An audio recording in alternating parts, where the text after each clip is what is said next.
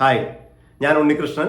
Stock investor UK എന്ന എൻ്റെ YouTube ചാനലിലേക്ക് എല്ലാവർക്കും ഹാർദവമായ സ്വാഗതം. ഇന്ന് ജൂലൈ 28 ഞായറാഴ്ച. അപ്പൊ ഇന്നിവിടെ പറയാൻ പോകുന്നത് 41ാമത്തെ സ്റ്റോക്കാണ്. ഓൾറെഡി ഞാൻ 40 സ്റ്റോക്ക് ഓൾറെഡി ഡിസ്കസ് ചെയ്ത് കഴിഞ്ഞു. 2 പോർട്ട്ഫോളിയോ ഭാഗങ്ങളായിട്ടാണ് ചെയ്തത്. ആദ്യത്തെ 20 സ്റ്റോക്ക് ഒരു പോർട്ട്ഫോളിയോ ആയിട്ട് കൺസിഡർ ചെയ്തുകൊണ്ടും രണ്ടാമത്തെ 20 സ്റ്റോക്ക് രണ്ടാമത്തെ പോർട്ട്ഫോളിയോ ആയിട്ട് കൺസിഡർ ചെയ്തുകൊണ്ടാണ് നമ്മൾ ചെയ്തിരുന്നത്. അപ്പൊ ഇത് 41ാമത്തെ സ്റ്റോക്കാണ്, അതായത് 3ാമത്തെ പോർട്ട്ഫോളിയോയിലെടുത്ത ആദ്യത്തെ സ്റ്റോക്ക്. അതിലേക്ക് കടക്കും മുമ്പേ നമുക്ക് കഴിഞ്ഞ 2 ആഴ്ചകളായി ഞാൻ പറയുന്ന ഒരു കാര്യം എന്താണെന്ന് നമുക്ക് നോക്കാം. കഴിഞ്ഞ ആഴ്ചയും പറഞ്ഞിട്ടുണ്ടായിരുന്നു, അതിന് മുമ്പത്തെ ആഴ്ചയും പറഞ്ഞിട്ടുണ്ടായിരുന്നത് നിഫ്റ്റിയുടെ വ്യൂ ആണ്. നിഫ്റ്റിയുടെ വ്യൂ എന്താ പറഞ്ഞിട്ടുണ്ടായിരുന്നത്? നിഫ്റ്റിയുടെ ടാർഗറ്റ് 25,200 ആണ് ഒരു മാസത്തിനുള്ളിൽ, അതായത് 4 ആഴ്ചകൾക്കുള്ളിൽ എന്നാണ് 2 ആഴ്ച മുമ്പത്തെ വീഡിയോയിൽ പറഞ്ഞിട്ടുണ്ടായിരുന്നത്. അപ്പോൾ കഴിഞ്ഞ ആഴ്ചത്തെ വീഡിയോയിൽ 4 തരത്തിലുള്ള ബജറ്റ് എക്സ്പെക്ടേഷനും അതിന്റെ റിസൾട്ടുമാണ് നമ്മൾ ഡിസ്കസ് ചെയ്തിരുന്നത്. അപ്പോൾ ബജറ്റ് വന്നതിന് ശേഷം എനിക്ക് തോന്നുന്നു ഇത് 3ാമത്തെ കാറ്റഗറിയിലാണ് ഫോൾ ചെയ്തത്. 3ാമത്തെ കാറ്റഗറി എന്തായിരുന്നു? ഞാൻ പ്രതീക്ഷിക്കുന്നത് ബജറ്റിൽ ചില ടാക്സ് ചേഞ്ചസ് ഒക്കെ വരും, അതുകൂടാതെ ഒരു തണുപ്പൻ അല്ലെങ്കിൽ ഒരു ഫ്ലാറ്റ് ബജറ്റ് ആയിരിക്കും. അങ്ങനത്തെ ഒരു ബജറ്റ് വന്നാൽ മാർക്കറ്റ് നിഫ്റ്റി ഏകദേശം 200 പോയിന്റ് മുതൽ 300 പോയിന്റ് വരെ കറക്റ്റ് ചെയ്തേക്കാം. അതിനുശേഷം അവിടുന്ന് ബൗൺസ് ചെയ്ത് 25,200 എത്തുമെന്നുള്ള ഒരു സാധ്യതയാണ് കഴിഞ്ഞ സൺഡേയിലത്തെ വീഡിയോയിൽ പറഞ്ഞിട്ടുണ്ടായിരുന്നത്. അത് ഞാൻ പറഞ്ഞിട്ടുണ്ടായിരുന്നത് ചില ടാക്സ് ചേഞ്ചസ് എന്നായിരുന്നു. പക്ഷെ ഇവിടെ LTCGയും STCGയും അവർ ഹൈക്ക് 5%, 2.5%, 5% റെസ്പെക്റ്റീവ്ലി ഹൈക്ക് ചെയ്യുകയാണ് ചെയ്തത്. അതുകൊണ്ട് തന്നെ നമ്മുടെ ബജറ്റ് വ്യൂ ഓൾമോസ്റ്റ് ശരിയായി എന്ന് എനിക്ക് തോന്നുന്നു. മാർക്കറ്റ് അതിശക്തമായിട്ട് ബൗൺസ് ചെയ്തിട്ട് 24,835 ക്ലോസ് ചെയ്തിരിക്കുന്നത്. അപ്പൊ നമ്മുടെ ടാർഗറ്റ് അടുക്കാറായി എന്നർത്ഥം. 25,200 അല്ലെങ്കിൽ 25,500 നമ്മുടെ ടാർഗറ്റ്, നമ്മൾ എക്സ്പെക്ട് ചെയ്ത ടാർഗറ്റ് അടുക്കാറായി. അത് നിഫ്റ്റിയുടെ ഒരു വശം. അത് അപ്പോൾ വളരെ കുറച്ചു പേരായിരിക്കും നിഫ്റ്റിയുടെ ഇങ്ങനത്തെ ഒരു ഡെയറിംഗ് പ്രഡിക്ഷൻ നടത്തിയിട്ടുണ്ടാവുക. നിഫ്റ്റി 25,200 പോകുമെന്ന്. ഈവൻ ബജറ്റിന് ശേഷവും ഞാൻ അത് തന്നെ പ്രതീക്ഷിച്ച് ഞാൻ അക്കോർഡിംഗ്ലി പൊസിഷനൊക്കെ ബിൽഡ് ചെയ്തിട്ടുണ്ടായിരുന്നു. അപ്പോൾ എന്നെ സംബന്ധിച്ചിടത്തോളം ഒരു നല്ല ആഴ്ചയായിട്ടാണ് കടന്നുപോയത്. പിന്നെ വേറെ ഒരു കാര്യം പറഞ്ഞു കഴിഞ്ഞാൽ 40 സ്റ്റോക്ക് ഓൾറെഡി പറഞ്ഞു കഴിഞ്ഞു.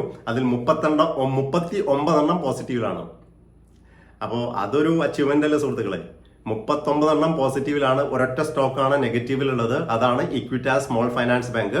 ആവറേജ് ബൈങ് പ്രൈസ് 97 ആണെന്ന് തോന്നുന്നു. അപ്പൊ ഇത്രയൊക്കെ കാര്യങ്ങൾ നിങ്ങൾക്ക് പറഞ്ഞു തന്നത് നിങ്ങൾക്ക് ഇഷ്ടപ്പെട്ടിട്ടുണ്ടെങ്കിൽ തീർച്ചയായിട്ടും ഒരു ലൈക്ക് പ്രതീക്ഷിക്കുന്നു. അതുകൂടാതെ ലൈക്ക് ഇപ്പൊ തന്നെ അങ്ങോട്ട് തന്നോളൂ. അതുകൂടാതെ ഈ ചാനൽ സുഹൃത്തുക്കൾക്കൊന്ന് ഷെയർ ചെയ്ത് കൊടുക്കുക. സ്റ്റോക്ക് മാർക്കറ്റിൽ താല്പര്യമുള്ള സുഹൃത്തുക്കൾക്കും മറ്റ് നിങ്ങളുടെ വാട്സാപ്പ് ഗ്രൂപ്പുകളിലും മറ്റും ഷെയർ ചെയ്ത് കൊടുക്കുക. വളരെ ഉപകാരമായിരിക്കും. പിന്നെ കഴിഞ്ഞ ആഴ്ച പറഞ്ഞൊരു സ്റ്റോക്കായിരുന്നു, കഴിഞ്ഞ സൺഡേ പറഞ്ഞ സ്റ്റോക്കായിരുന്നു ഏതാണ്? Castrol India. അപ്പൊ അതിന്റെ ബൈയിങ് ലെവലൊക്കെ ഞാൻ പറഞ്ഞിട്ടുണ്ടായിരുന്നു. ബജറ്റിന് ശേഷം മാത്രമേ വാങ്ങിക്കുകയുള്ളൂ. തിങ്കളാഴ്ച അത് വാങ്ങിക്കില്ല. ബജറ്റിന് ശേഷം ചിലപ്പോൾ അത് കറക്റ്റ് ചെയ്തേക്കാം. 230 അല്ലെങ്കിൽ 210 വരെ പോയേക്കാം.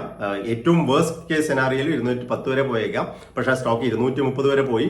അതിനുശേഷം ബജറ്റ് കഴിഞ്ഞ അടുത്ത ദിവസം വാങ്ങിച്ചാലും 245 രൂപയ്ക്ക് ആ സ്റ്റോക്ക് കിട്ടിയേനെ.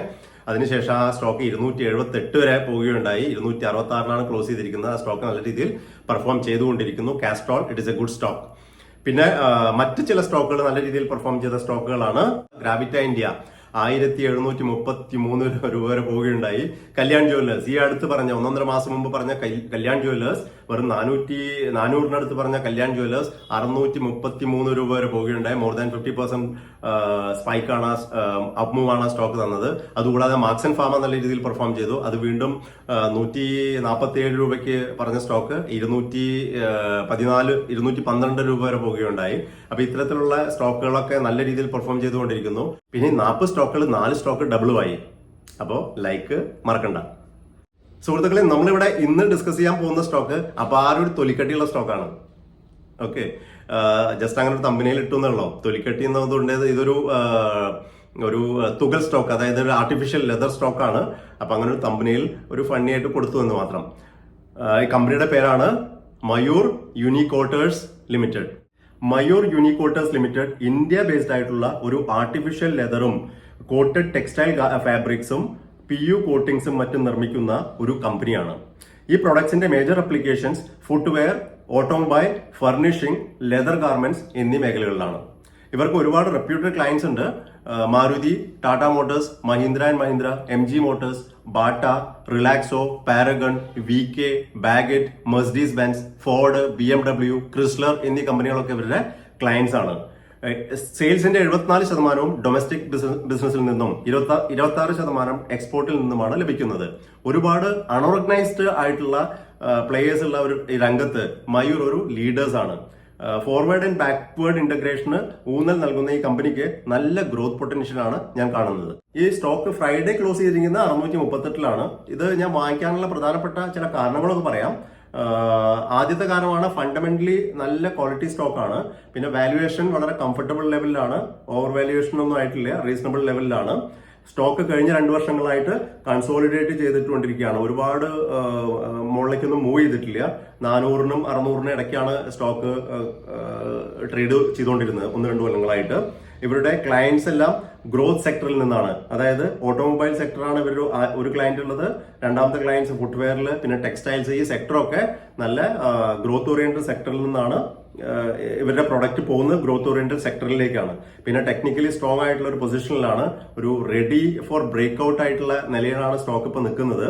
പിന്നെ അതുകൂടാതെ ഇവരുടെ മാനേജ്മെന്റ് പ്രതീക്ഷിക്കുന്നത് ഏകദേശം 20-30% ടോപ്പ് ലൈൻ ഗ്രോത്ത് വരും വർഷങ്ങളിൽ അവർ പ്രതീക്ഷിക്കുന്നുണ്ട്.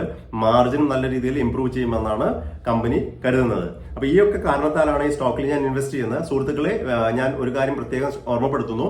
ഇതൊരു സ്റ്റോക്ക് റെക്കമെൻഡേഷൻ അല്ല, ഞാൻ ഒരു സെബി രജിസ്റ്റേർഡ് ആയിട്ടുള്ള അനലിസ്റ്റുമല്ല. ഇത് എന്റെ പോർട്ട്ഫോളിയോയിലേക്ക് ആഡ് ചെയ്യാൻ വേണ്ടിയിട്ട് ഞാൻ അനലൈസ് ചെയ്ത് തിരഞ്ഞെടുത്ത ഒരു സ്റ്റോക്ക് മാത്രമാണ്. നിങ്ങൾ ഈ സ്റ്റോക്കിൽ ഇൻവെസ്റ്റ് ചെയ്യുന്നുണ്ടെങ്കിൽ തീർച്ചയായിട്ടും നിങ്ങളുടേതായ സ്വയം പഠനം നടത്തണം. ഞാൻ പറഞ്ഞുകൊണ്ട് ഒരു സ്റ്റോക്ക് നിങ്ങൾ വാങ്ങിക്കണ്ട.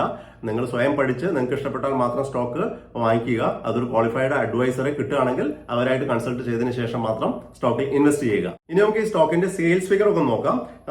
2020 മുതൽ 2024 വരെയുള്ള 5 വർഷങ്ങളുടെ സെയിൽസ് ഫിഗർ നോക്കുകയാണെങ്കിൽ 2020 528 കോടിയായിരുന്ന sales 2024 802 കോടിയായിട്ടുണ്ട്.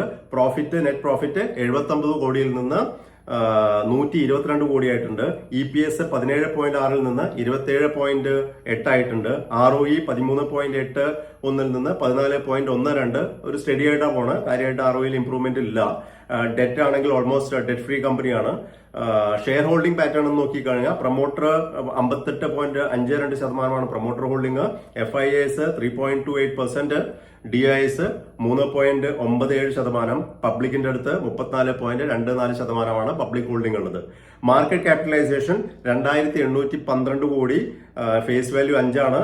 EPS 27.86, price earning 22.97, ROE 14.7, ROCE 18.9. മുന്നേ പറഞ്ഞ പോലെ സ്റ്റോക്കിന്റെ കറന്റ് പ്രൈസ് ആണ് 638 രൂപ.